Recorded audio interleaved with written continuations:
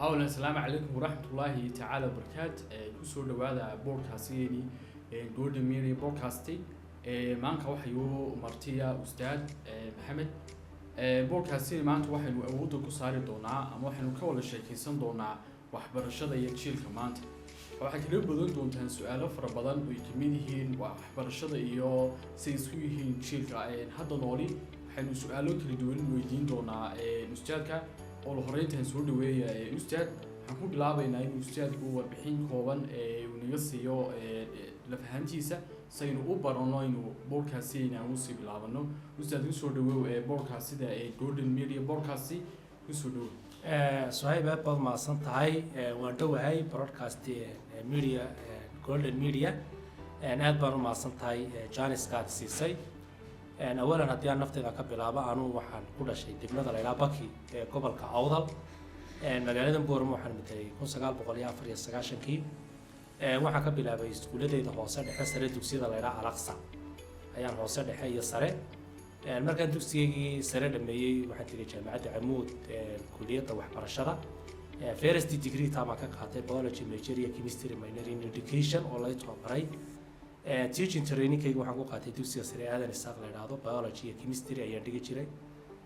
shaqadaydii koobaad ee asama macallin aan u shaqo tagan waxaan ka bilaabay Waaberi secondary school markii sida loo furay muddo markaan Waaberi joogay waxaan tagay meesha la yiraahdo Garowe Puntland iskuul la yiraahdo Gamboor secondary school baan chemistry-ga muddo ka dhigi jiray waan ka tagay waxaan tagay meel la yiraahdo Bacaadweyn oo mudug ku taala secondary school baan biology iyo chemistry ka dhigi jiray intaan Puntland joogay imtixaanka dawladda ee Puntland baan xitaa ilaaliye ka ahaan jiray gobollo kala duwan oo Puntland ma soo maray Kalkacayo Boosaaso Galdogob muddo badan baan gobollada Puntland ka soo shaqeeyay waan ka imid Hargeysa iskuulada Irshaad secondary school ayaan 8 sano biology ka dhigi jiray sidoo kale Hargeysa waxa ka dhigay iskuulada Baxrayn secondary school baan ka dhigi jiray waxa kaloo sida jiray imtixaanka dugsiga hoose dhexe science-ka sida jiray xafiiska imtixaanaadka Jamhuuriyadda Soomaaliland muddo badan waxa kaloo sida jiray dugsiga sare biology muddo badan markii dambe waxa ka noqday supervisor imtixaanka GC-ga iyo imtixaanka hoose dhexe sideedaadka level-ka waxa kaloo ka soo shaqeyn jiray baalka la yiraahdo macadka tababarka macallimiinta ee Hargeysa ku yaala ayaan ka soo shaqeeyay intaasi degree-gaygii koobaad baan intaa ku soo shaqeyn jiray degree labaad baan qaatay Hargeysa University ee cilmiga cuntada iyo nafaqada Human Nutrition and Food Science waxaan dhameeyay 2016 baan ka dhameeyay another master baan qaatay haddana master and Human Nutrition and Dietetics jaamacadda Camuud University ayaa ka qaatay markaa kadib secondary baan ka wareego jaamacadan u yar wareegay jaamacadda Timcadda University la yiraahdo Gabil ku taala ayaa first lecture jaamacadda ka kala ka bilaabay kadib jaamacaddan hooni magaalada Boorama ku taala ayaa ka noqday dhanka kulliyadda cuntada iyo nafaqada Human Nutrition and Food Science iyo Public Relations-ka 3 sano ayaan ka shaqeynayay waxa kaloon lecture ka ahaa part time jaamacadda la yiraahdo Burco University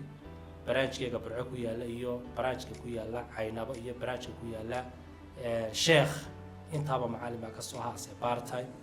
laba kulliyadoodna waxaa ka dhigi jiray jaamacadda Burco University kulliyadda waxbarashada oo organic chemistry iyo chemistry-da ka dhigi jiray iyo kulliyadda Department of Human Nutrition and Food Science oo ka dhigi jiray cilmiga cuntada iyo nafaqada intaas oo kala duwan ayaa soo maray hadda waxaan ahay macallin maamulaha dugsiga sare ee Gabil Secondary School ama Irshaad Schoolska loo yaqaan ayaan ahay waxa kaloo dhanka ah kulliyadda waxbarashada ee jaamacadda Timcadda hormuudka dhanka ayaan ahay macallin waa kaay jaamacadda Eele magaalada Boorama macallin baa ka ahay intaas waa taariikh nololeedka iyo waxbarashadayda aad u mahadsantahay ustaad kuloo mawduucan soo doornay iyo adiga marka baan jirooda dib loo raacay insha Allah inuu wax badan ka faa'iideysan rajaynayna dad badan oo ku arki kareen markay podcast-kan daawadaan waxay ku arki doonaan qof ballaaran oo inta garanayaan ka ballaaran aad baad u mahadsantahay haddaan ku soo dhaweyno mawduucina maanta oo ahaa waxbarashada iyo jiilka maanta su-aasha koowaad ee ku weydiin waliba oo si qoto dheer oo aan u faahfaahin doonaa waa sidee xaalka waxbarashadu maanta iyo caqabadaha jira adow ee ku saleynaya jiilka maanta xaaladda guud ee waxbarashadu waa sidee maxaa caqabadaha oo taalan oo si dhikayla ama si aad u inoogu faahfaahinaya Suhayb aad baad mahadsan tahay marka laba qodob su-aashaasi laba isku saaran tahay xaaladda waxbarashada ee faca maanta ama jiilka maanta ama dhalinyarada maanta xaaladooda waxbarasho waa sidee iyo maxaa caqabado haysta haddii aan ku horeeyo xaaladda waxbarashada ee dhalinyarada maanta dalku waa sidee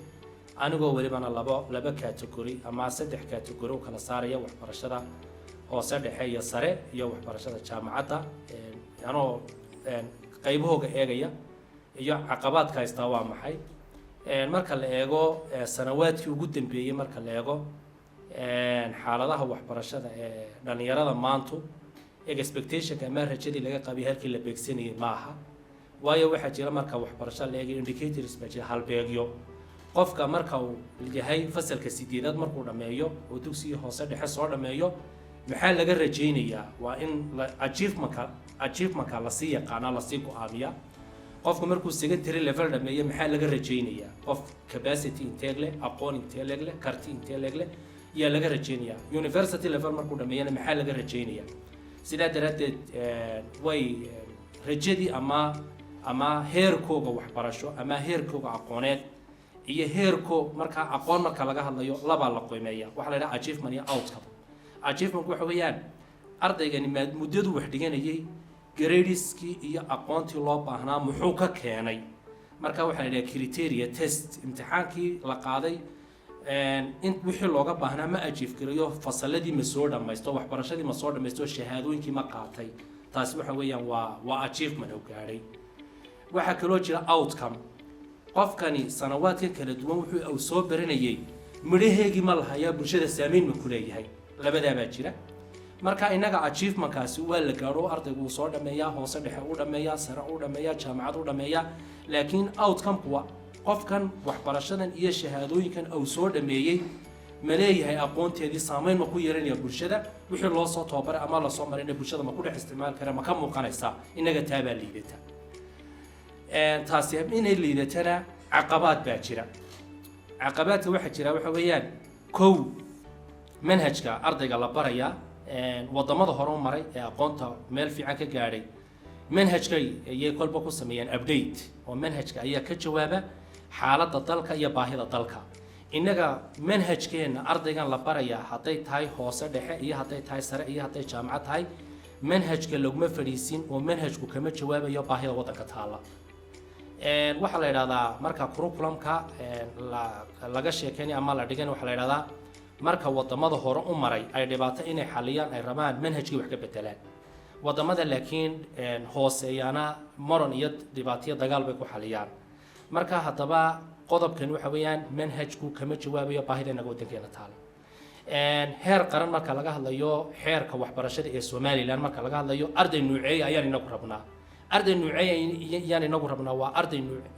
arday nuucay ayaan noo soo baxaya baahideena ma ka jawaabaya hadaba challenges ka haysta waxa weeyaan kow manhajkii munaasab kuma ardayga manhajkeena imika waxa ugu dambeeyay in la update gareeyo ama baalkan la syllabus-ka ardayda la baro objectives-ka laga leeyahay iyo ujeedooyinka laga leeyahay waxbarashadeena 2015 in la update gareeyo ugu dambeysay sida daraadeed waa very old lama jaan qaadi karo xaaladdan casriga maanta taagan sidoo kale caqabada kale jirta waxa weeyaan manhajka ku saabsan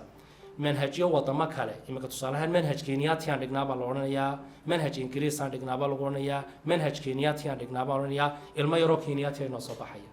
ilaa manhajku wuxuu ka turjumaa baahida dalka manhaj iyo environment-ka ay ku nool yihiin juqraafiga Kenya loo dhigayaa marka ilmo Kenyaatiyan oo soo baxaya manhaj Ethiopian ilmo Ethiopian inkastoo Ethiopia German isku climate iyo isku culture iyo isku nahay laakiin anyway wadamada kale manhajyada iyo muqarrarka laga soo waajahay kama jawaabayaan baahida dalkeena laakiin inaan yar oo cilmigeena ku qalbaysnaa baa inoo soo baxaya anigoo kale waxaan soo dhigtay dugsiga hoose dhexe manhaj Yamaniya yaman baan xafiisanay imika taasi waa dhibaatada kale jirta dhibaatada kale jirta waxa weeyaan xaaladdan maanta aan taaganahay ardaygeena waxa la baro waxa la yiraahdaa theory aragti baa la baraa laakiin how to apply application-kii in ula jaan qaaday xaaladahan cusub waa challenge-ka labaad ee jirta challenges-ka kale ee jira waxa weeyaan inaga way dadaalaysaa wasaaradda waxbarashada iyo cidda tacliinta khusaysaaba way dadaalaysaa laakiin investment ayay u baahan tahay wadamada hore u maray budgetka iyo dhaqaalaha ay ku bixiyaan waxbarashada lacag badan baa lagu bixiyaa si qalabkeega iyo materialkii waxa jirta marka learning materials waxa la yiraahdo learning materials waxa weeyaan shay kasta oo waxbarashadan ka caawinaya si waxbarashada ujeedadii loo gaaro sida daraadeed investment-kii baa jirin oo qalabkii iyo technology-yadii iminka China oo kale adduunyada wuxuu noqon doonaa wadanka waxbarashada ugu wanaagsan buu noqon doonaa waayo inteesoo milyan baa lagu bixiyaa marka inaga investmentkiina ma jiro qodobka kalena waxa weeyaan caqabadka dhalinyarta maanta haysta waxa ka mid ah marka laga hadlayo waxbarashada laba isa saameeya waxa la yidhaha learning is a behavioral change. It's not cognitive capacity caqliga iyo gain of knowledge aqoonta uu kasbanayo maahe ardaygu waa inuu akhlaaqid ahaan iyo fikirkiisu isbedelaa waxbarashadii saameyn kuma yeelato ilmaha ma bedesho waxaad arkaysaa qofkii oo jaamacad soo dhameeyay ama secondary soo dhameeyay oo u dhaqmaya sidii ilmihii kale in waxba baran ama way of communicationkiisa iyo tacaamulkiisa iyo fikirkiisu una isbedelay ayaad arkaysaa taasina waa taasoo caqabadka jirta waa taa weeyaan oo waxbarashadeenu ma bedelayso ilmihii aragtidiisa iyo capacitygiisa ma bedelayso qodobka kale ee jira caqabadka waxbarashada ku hayaana waxa weeyaan bahalaan la yiraahdo social media mobileska iyo telefonadan smartphoneska ayaa caqabada ugu weyn inagu hayaana waa taabay noqonaysaa challengeska kale ee jiraan waxa weeyaan maadaama suuqa dad badan ay soo baxeen oo dhulkii oo booming noqday oo waxbarashada dadkii ka soo baxayay iyagoo suuqa iska joogo kuwii hore didiila ma arkayo oo waxbarashadii waxba kuwii hore ku cuni waayeen maxaa lagu falaa dhibaatay taasina noqonaysaa caqabadka labaad ee waxbarashada inagu hayaana waxa weeyaan waxbarashadu ay tayo u yeelan weyday sanawaadkii la soo dhaafay wasaaradda waxbarashada xafiiska imtixaanaadka uu qaado ardayda inteeda badan ma daataan inkastoo sanadkii ugu dambeeyay wax badan dhacdo isbedelaan markii jaamacadaha laakiin bari hore arday badan ma daadan jirin marka maadaama ardayga una dhicid ka baqayn oo imtixaankii iska graduate garanayo taasina waxay noqonaysaa iditiilo badan ma keenayo dadaal badan ma keenayo iminka dowlad deegaanka malaha dhowr iyo 200 arday baa baasay inta 20 kun in ka badan baa dhacay marka taasina waxay keenaysaa inuu ardaygii qofkii dadaalay keenaysaa taasina caqabad bay iyadna noqonaysaa qofkii ma dadaalayo caqabadka kale jira waxa kamid ah had iyo jeer marka iskuulaadka iyo laga hadlayo iyo waxbarashada haday jaamacad tahay hadii kale waxa jira macalinka iyo ardayda imika zamanka joogta waxay aaminsan tahay inuu macalinka u dhigayo una aqoon lahayn macalinkiina wuxuu aaminsan yahay ardaygan inuu waxbarasho u jeedin marka labadaas bay isqaban labada bay istiidaya marka labada attitude yaa la soo keenay dilemma laba daran mid door taasina dhibaatadaaba yaa jirta dhibaatada kale aan ku soo dambaysiinay caqabadka waxbarasho jira wax weeyaan ma jirto maanta waxbarashadeena had iyo jeer marka waxbarasho la yiraahdo waa inay dawladdu maal gelisaa inta ugu badan haday jaamacad tahay primary tahay haday secondary tahay oo private sectors u yaraadaan imika waxa badan oo awood leh inaga private sectorska sida daradeed private sectors kuna lacag bay ka raadsadaan ma raadsadaan tayadii loo baahnaa ma raadsadaan marka private sectorska uu nala xarayaa oo caqabadka jira ayay ka mid tahay waayo ninka private imika primaryada iyo secondaryada Somaliland ugu fiicani waa primaryada iyo secondaryada niman ay iska leeyihiin ama hay'ado mu'assasooyin iska leeyihiin sida daradeedna iyaga go'aamiya sida ay doonaan bayna ka yeelaan oo 4 arday ama 2 arday oo kaalmaha ugu sareeya soo galo marka horeba waalidkood ku soo tabcay unba u muuqda intii kalena inay lacag laga raadiyo ardaygii oo dhacay baa iskuulkiis ka sii wadanaya la baasinaya waxa laga raadinayana waa investment ardayga lacag u gaar tagaya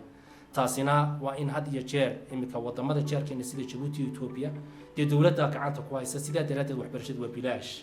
marka private sector-kii baa yaraanaya marka private sector-kii baa kordhay caqabadahaasi aan soo tiriyay waa caqabadaha hoos u dhigaya inta baan caqabadaha ku soo koobi doona saacad ma sinta husan sida su'aasha aad ugu faahfaahisay meelo far badan aad taabastay dad badan daawan doonana caqabadaha ay aaminsan yihiin inay jiraan xaalka waxbarashaduna halka ay maraysa dhamaan wala aaminsan yihiin oo barnaamijyo badan oo la yaabay in dhalinyaradu ka qayb qaataan ama ka qayb galaan barnaamijyo fara badan oo la soo baahiyo la yaabo markasta in laga sheekeeyo in caqabadaha nooca ay haystaan jiilka maanta ama generation maanta nool in intaayo caqabadaha waxbarashada ay ka haystaan oo in caqabada ugu weyn ee soo kordhay noqoto in social media iyo baraha bulshadu ay adibta isla noqdo oo dhibaato weyn ay ku abuurtay dhalinyarada inay wax bartaan ama inay aaminaan inay wax bartaan noo soo koobinay su'aasha aan ku soo celiyay caqabadaha qaar kamida sidee qof u xalin karaa iyadoo la gaarin cidii waxbarashada ka mas'uulka ahayd shakhsigu soo xalin kara markuu ardaygu arko in waxa ay caqabadaha la nool yahay maxaa isaga la gudboon ku xalin kara isagu intuuna eelin bayn dawladda eegin isagu muxuu is odhan karaa waxaa wad xalin karaysaa oo isaga u taala waxna ardaydii u yaalaan waxna systemkan cidda samaysay mas-uul ka tahay inay u hagaajiso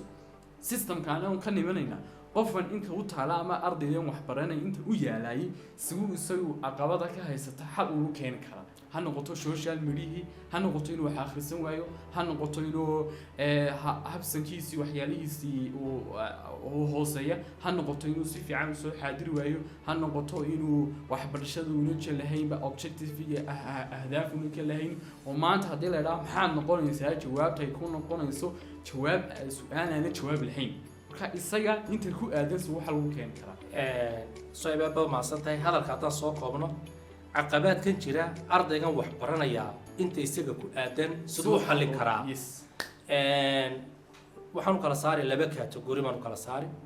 ardaygu markuu secondary level joogo iyo markuu university level joogo arday lower primary iyo upper primary waalidka iyo macallimiinta dadka responsibility ka yeelanaya laakiin sida caadiga marka ardayga aw cognitive capacity-giisu koro ee isagu responsibility-ga uu leeyahay la rabo inuu iswadi karo waa secondary wixii ka sarreeya ardaygaasi saddex qodob buu isagu wixii dhibaatooyinka jira u xallin karaa saddexda dhibaato u xallin karaa waxa weeyaan kow ardaygani waxbarashadan inuu wayna commitment jirta ka go'naasho ay waxaan ka go'naatay hadafka leeyahay waa qodobka koobaad weeyaan qodobka labaad waxa weeyaan waxa la yiraahdaa khudul cilmi ala fahmi ulama imika waxa soo badatay ardaygii oo jaamacadda intuu iska maqnaado waan iska akhristaaba ku oranayaa secondary ku jarjaraya wax walba jarjaraya waa in uu had iyo jeer waxbarashadan ninkii macallinkii dhigayay iyo qofkii aqoonta u lahaa had iyo jeer uu xaadiro uu afkii ka qaato waa inuu commitment baan ku noqon waa inuu dadaalna isagu dadaal dheeriya muujiyo waxyaabaha kale uu ku xallin kara waxa weeyaan maanta waxaa jira internet ba available social media waa mid laba af leh positive iyo negative inaga laakiin waxa noogu badan negative-keega positive-keega maanta cashirka biology ama cashirka chemistry uu dhiganayo wuxuu heli karaa isagoo animation isagoo YouTube isagoo lecture isagoo su'aaliyo jawaabi leh ee waxay ku jiraan online bay ku wada jiraan jaamacadaha heer caalamiya kiisi uu heli karaa waa inuu social media xagga wanaagsan ka isticmaalo internet-yadiina oo isticmaali karaa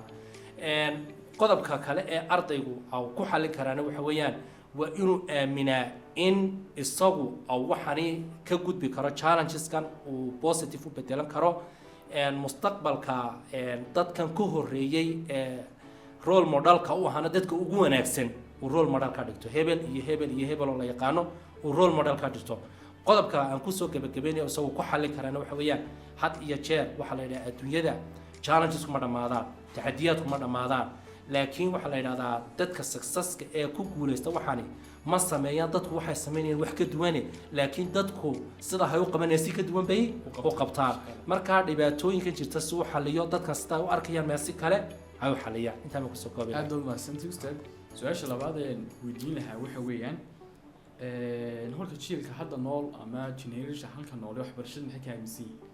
dadka qaar ba laga yaabaa in waxbarashada ka aaminsan yihiin in sida wax loo baranayo ujeedadu tahay inuu shaqeeyo uu lacag helo kaabal jiilka hadda adoo eegay maadaama in badan aan macallin ahay horta waxbarashada maxay ka aaminsan yihiin jiilka hadda jooga ardayda imika joogtaa anu primary macallin waan ka soo noqday secondary macallin waan ka soo noqday jaamacad macallin waan ka soo noqday jaamacad maamul baan ka ahay imika secondary maamul baan ka ahay jaamacad macallin baan ka ahay jaamacad waxbarashada heerarkeeda kala duwan waa soo maray majority of the student ardayda mucdamkooga ama intooda badan markaad wareysanayso waa saddex category weeyaan saddexda category nacam saddex qaybood weeyaan qaybta koobaad waa qayb ay haday secondary tahay haday jaamacad tahay nacam marxaladan waxbaa la dhigtaa oo jaamacad baa la tagaa oo waa laga soo noqdaa buugtan baa la qaadaa imtixaan baa laga shaqeeyaa laakiin ayna u dhaafsanayn hami dheeraada aan lahayn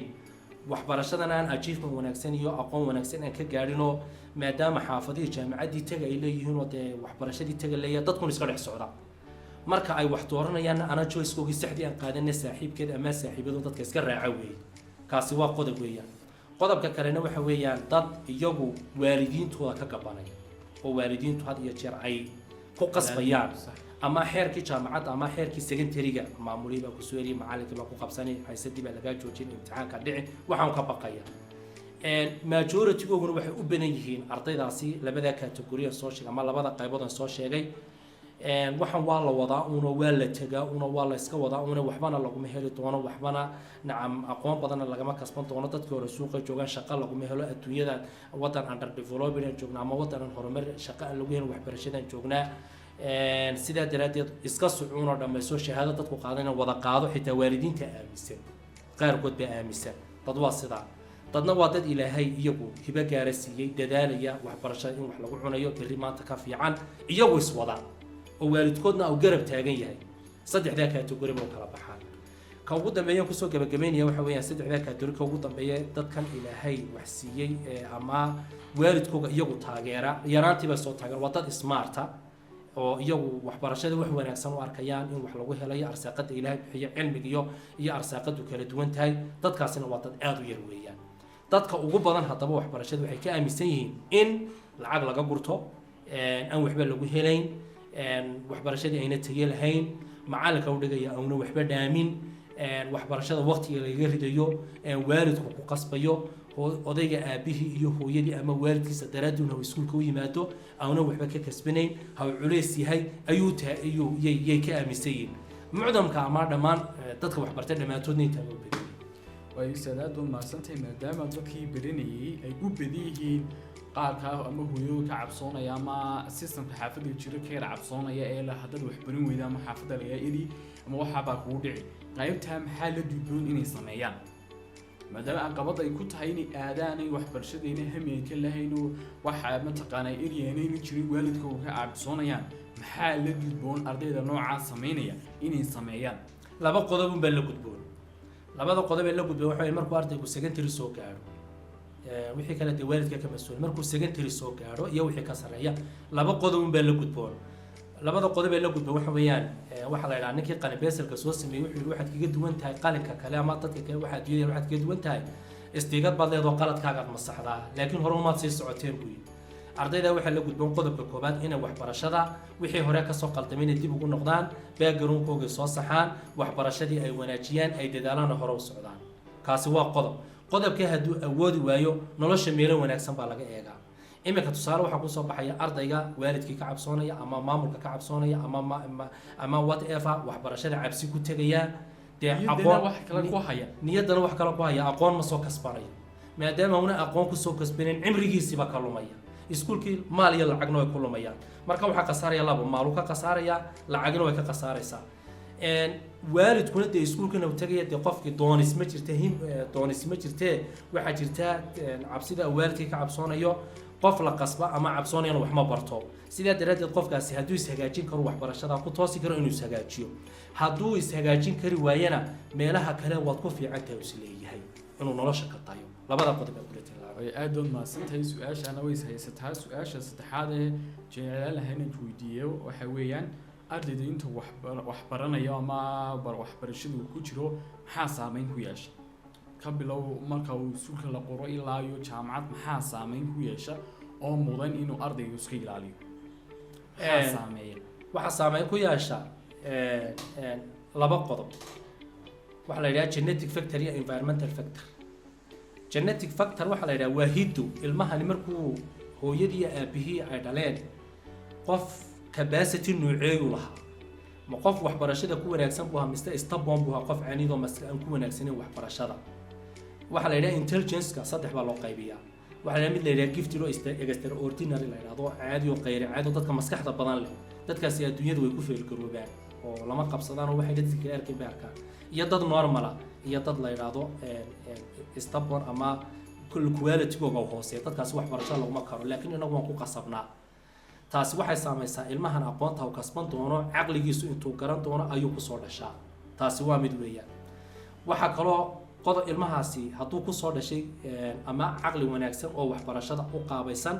ama uu kusoo dhashay caqli ana waxbarashada u qaabaysan uu waalidkii kasoo dhaxlay ama uu kala yimiday markuu sidaa u dhasho laba deegaan baa saameynaya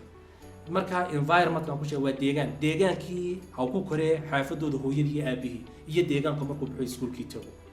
hooyadii iyo aabihii iyo deegaankan xaafadda ku koray hadday suitable environment siiyaan deegaan ku habboon ilmaha waxbarashadiisa oo markuu yar yahay uga bilaabaan ilaa iyo primary ilaa iyo secondary ay dhisaan oo ay ku sameeyaan behavioral change akhlaaqiyadkiisana saxaan xaafadii wuxuu ka soo helayaa suitable environment deegaan munaasab ah waxbarashadii inuu ilmi hore soo ididiilo ayuu helayaa markuu ididiilo helo iskuulkii baa la geeyay iskuulkii ardayga uu la kulmaya waa arday nuuceeya macalinka uu la kulmaya waa macallin nuuceeya ardayda baska uu la raacaya waa arday nuuceeya taasina saameynta ugu badan bay yeelataayo ciyaalkeena yaryar kuwa bedelo weeyaan inankii ilmihii oo wanaagsan oo waalid wanaagsan dhalo xaafadii ka soo baxo barasho ku wanaagsan environment xun buu tagayaa marka ilmahaas waxa saameynaya labada qodob marka environmentka guriga xaafada guriga uu ku soo koray iyo asxaabta uu la kulmayo dadka wax la dhiganayo dadka uu la ciyaarayo dadka uu la kulmayo waa in la wanaajiyaa haddii la wanaajiyo wuxuu la kulmayaa dee waxbarashadu ku fiicnaanaya intaas hadday ka xumaatana waxbarashadu ku xumaanaya midda kale waxaa kaloo dhacdooyin badan dhaca qofkii waxbarashadii ku fiican oo iskuulka dhiganaya ama macallinkii jaamacadda u dhigay ama macallinkii secondary-ga u dhigayay ayaa caytamaya wuxuu odhanaya waxbarashada waxba laguma cuno physicskan waxba laguma falo maadada kale wax laguma falo adiga maxaa kuliyadan ku keenay tani waxba laguma falo waxba laguma helo dadkii hore suuqa jooga aan waxaan garanayaa arday badan oo macallimiinta iyo maamulku dhigay niyad jabiyeen oo suuqa wada joogaan garanaya wuxuu helay marka environment aan munaasib ku ahayn buu helay marka waa in environment-kiina la hagaajiyaa dadku attitude-kiisa iyo positive ku fara badnaada labada qodob ay ma saameyn ku yeelanaya marka haddaan soo ururiyo maxaa saameyn ku yeelanaya marka environment-kaan joogno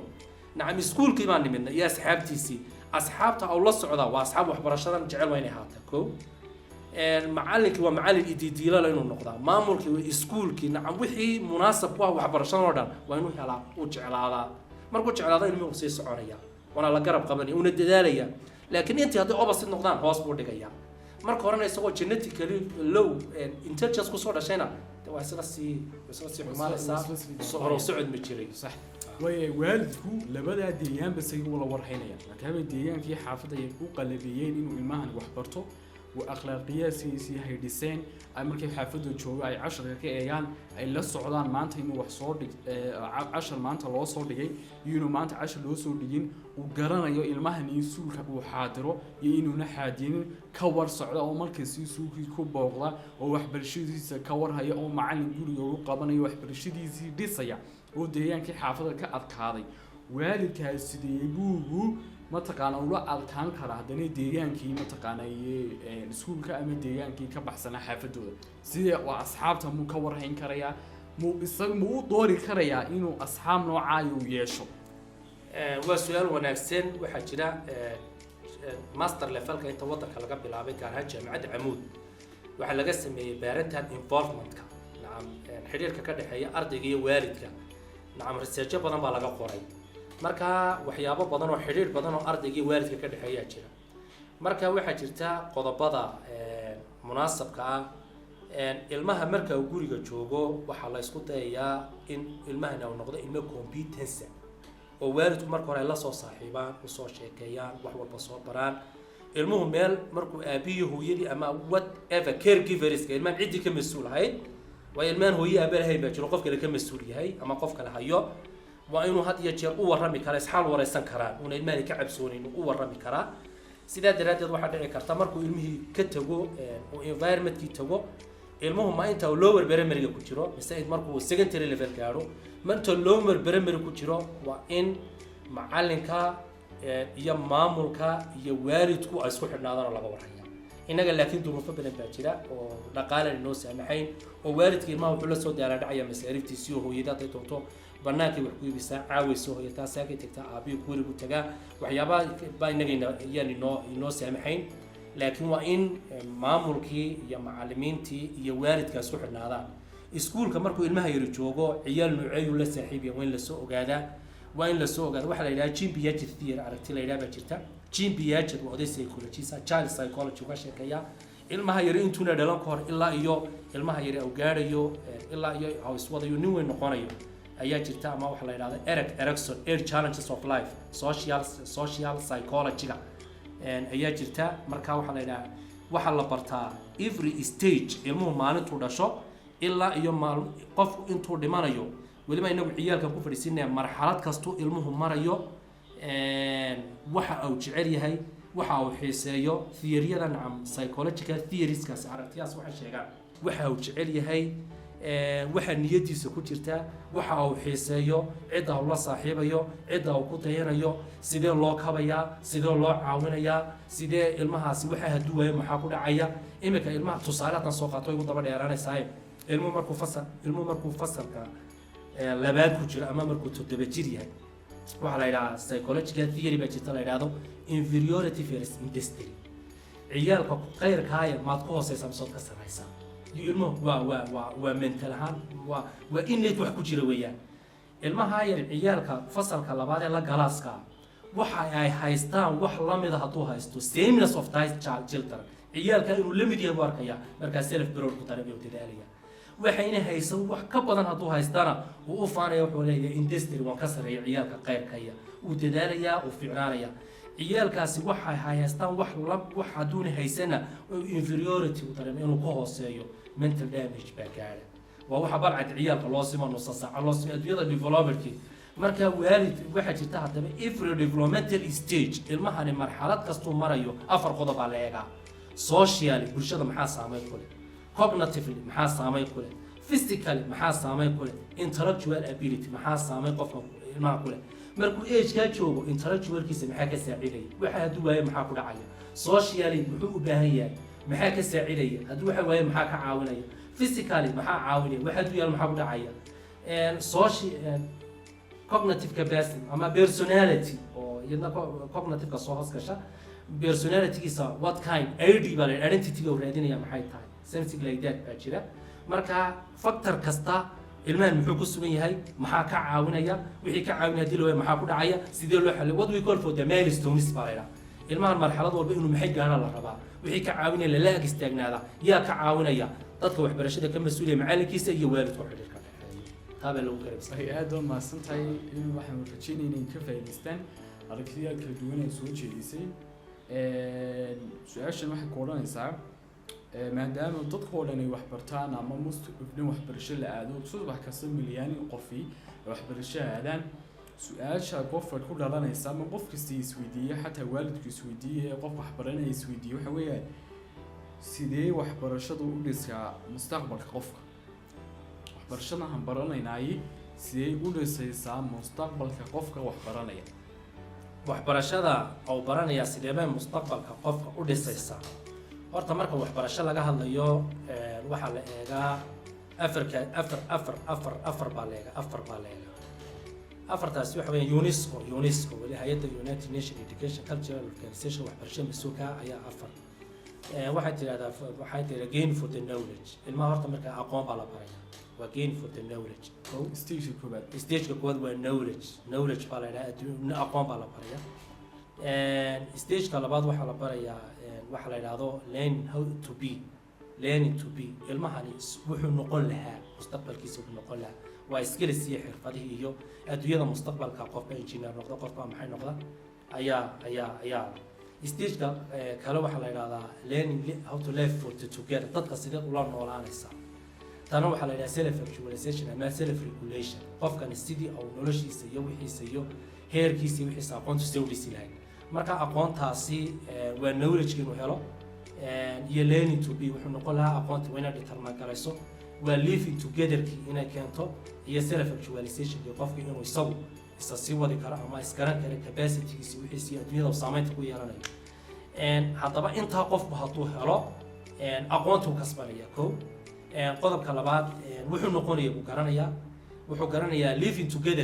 together waa qodob ballaaran oo bulshadii loola noolaanayo qof walba qiimo ku leeyahay sida loola tacaamulayaa sida kale marka dambana adigu bulshada roolity la ka jirta saameynta tole expectation-ki laga rajin ma gaaraysa ayuu sameeynaya haddaba waxa la yiraahdaa waxbarashadu qofka bini'aadamka way xoolaysaa waxay ku xoolaysaa laba qodob waxa la behavioral change waxa weyn akhlaaqiyadkiisa habka uu nool yahay change of modification inay ku samayso waa qodobka kale oo bedesho qofkii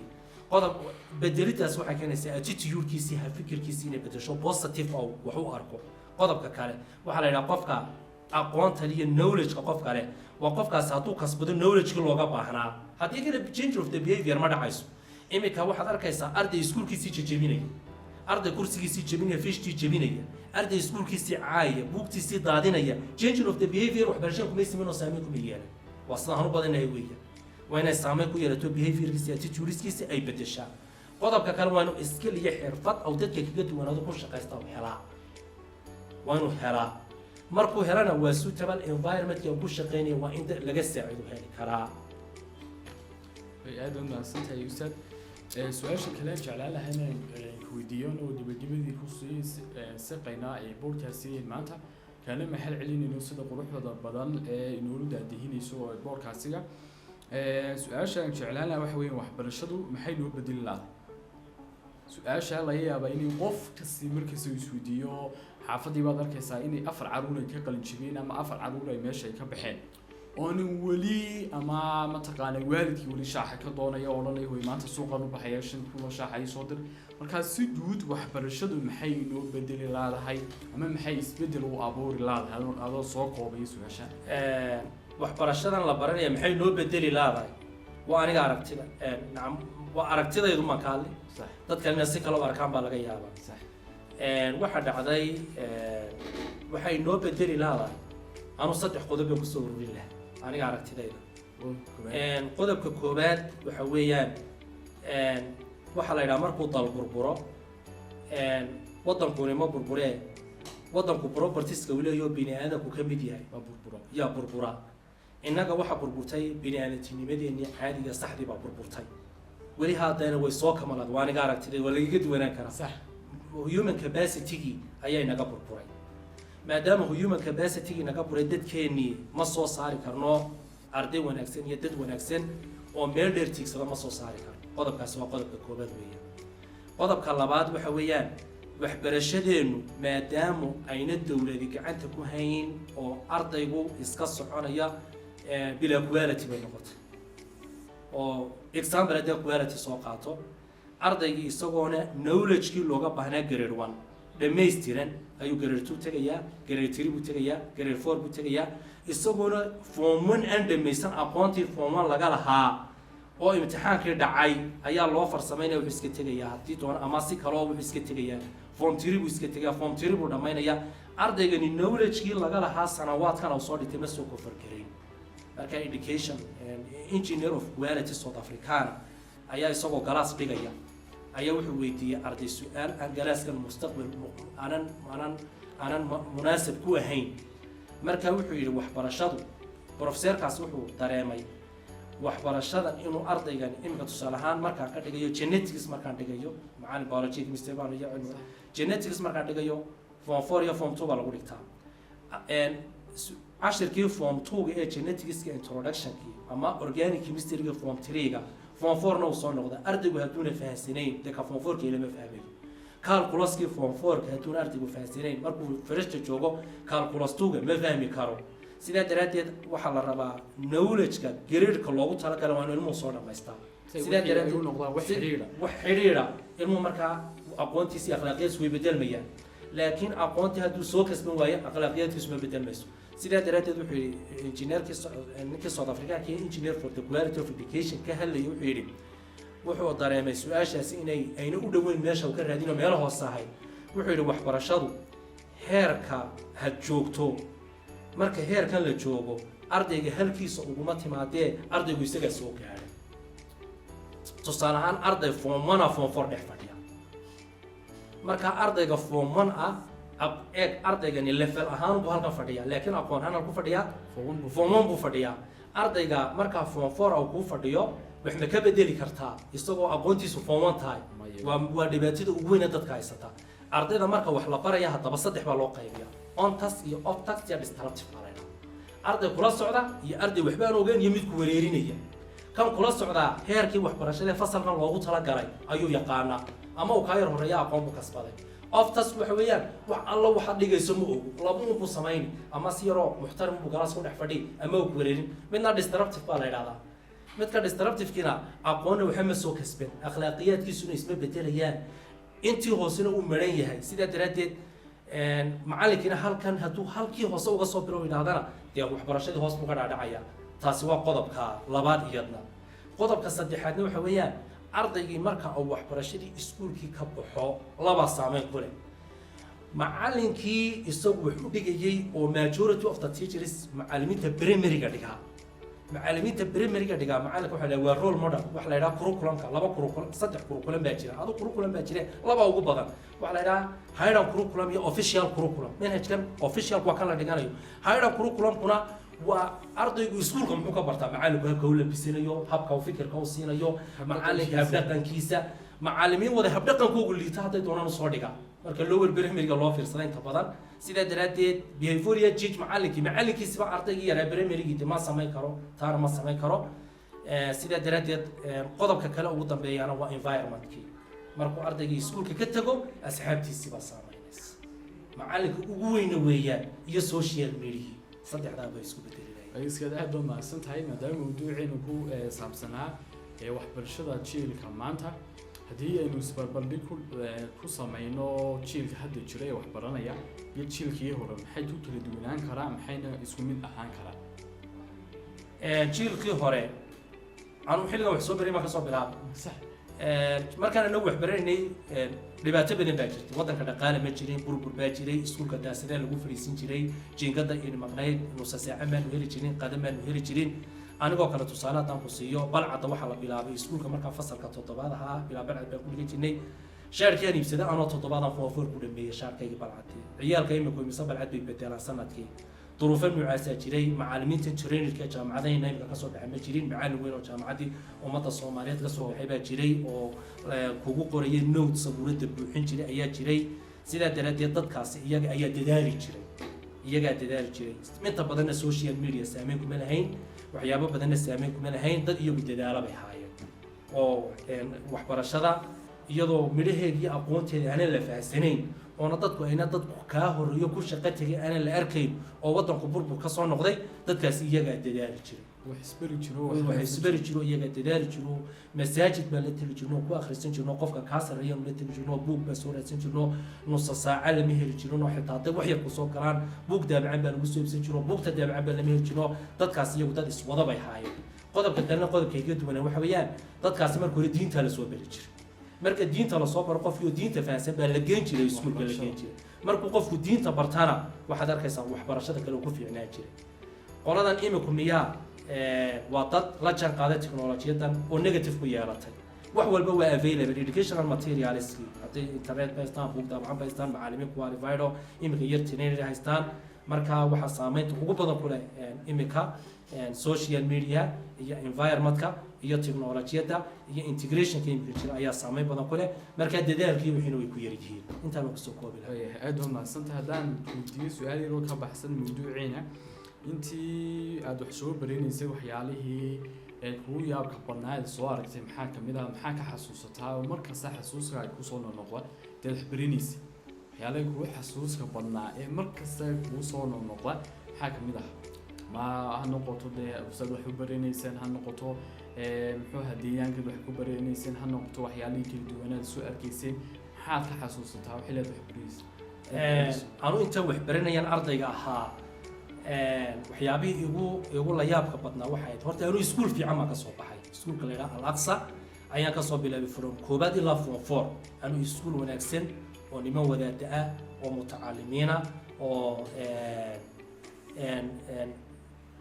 mabda diiniya xambaarsan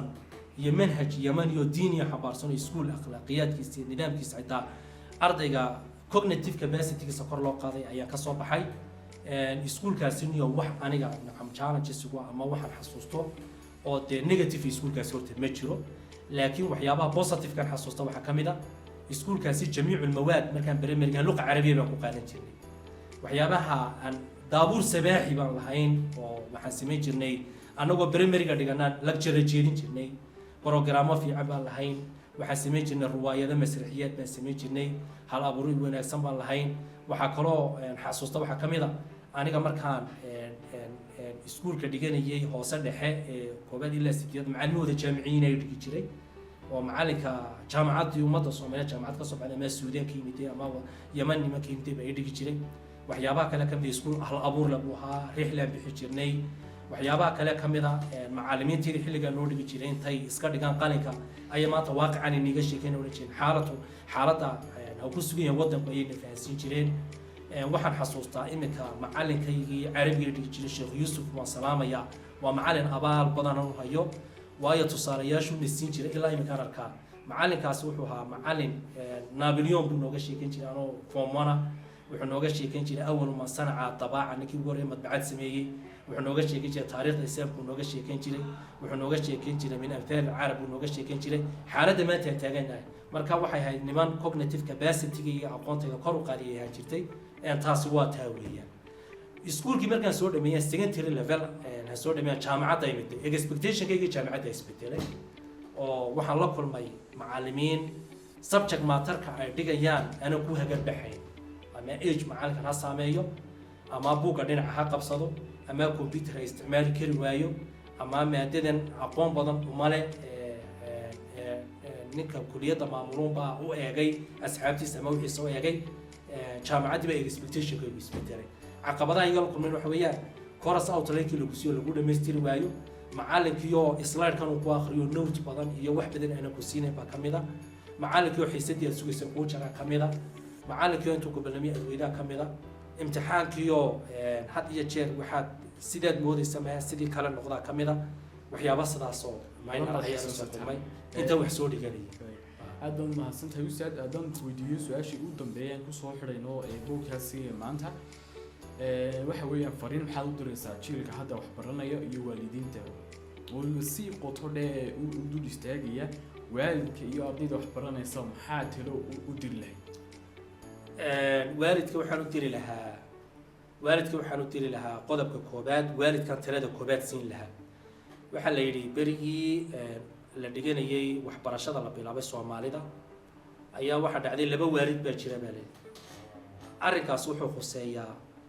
waxa la yiraahdo ka warhaynta ardayga wax baranaya si looga warhaynayo waxa jirta waxa la yiri